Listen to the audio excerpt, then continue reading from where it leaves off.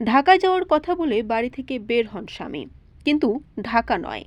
প্রেমিকার হাত ধরে বরিশালের রাস্তায় ঘুরে বেড়াতে গিয়ে ধরা পড়েন তিনি। রোববার দুপুরে বরিশাল নগরীর ফজলুল হক এভিনিউ সড়কে স্ত্রী ও বৃদ্ধা মায়ের সামনে প্রকাশ্যে রাস্তায় ফাঁস হয় পরকীয়ার এই দৃশ্য। স্বামীকে আটকাতে গেলে এক সন্তানের জননী স্ত্রী জনসম্মুখে স্বামীর মারধরের শিকার হন। আঘাতে নয়, বিশ্বাসঘাতকতার যন্ত্রণায় রাস্তায় কান্নায় ভেঙে পড়েন ওই গৃহবধূ। চারপাশের মানুষ দাঁড়িয়ে দেখলেও কেউ এগিয়ে আসেননি। অভিযুক্ত স্বামী রবিউল ইসলাম ঝালকাঠির নলছিটি উপজেলার দপদপিয়া এলাকার বাসিন্দা। 7 বছর আগে পারিবারিকভাবে বিয়ে করে সংসার শুরু করেন তিনি। তাদের রয়েছে একটি ছেলে সন্তান।